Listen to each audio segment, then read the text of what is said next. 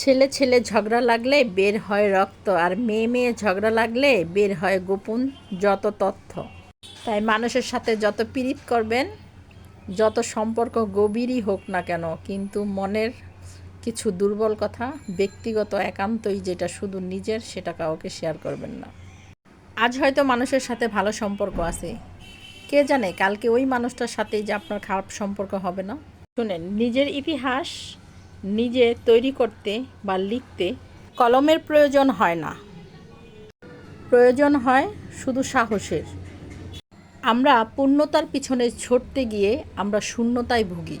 তাই ব্যক্তিগত problem hide করে মানুষের সাথে হাসি খুশিভাবে চলতে পারাটাই হচ্ছে ম্যাচিউরিটি। আমাদের এখন বর্তমান সময়ের একেবারেই ভদ্র, শিক্ষিত, মার্জিত বলে গণ্য হয়।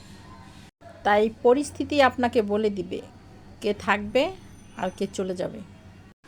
কই, আমি তো আগের মতোই আছি, পার্থক্য শুধু আগে অন্ধ ছিলাম আর এখন দেখতে শিখেছি।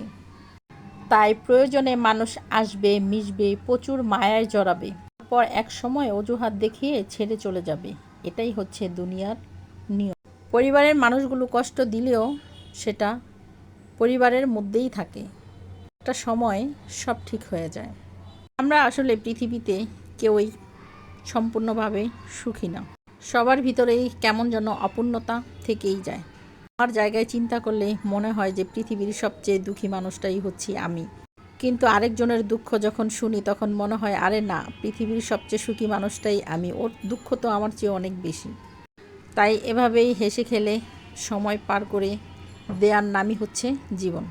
তাই আমরা যে অবস্থায় থাকি না কেন, আমরা সব সময় আল্লাহর শুকরগুজার করি এবং সব সময় বলি আলহামদুলিল্লাহ, আল্লাহ আপনার আমাদের যে অবস্থায় রাখছেন না কেন অনেক ভালো আছি।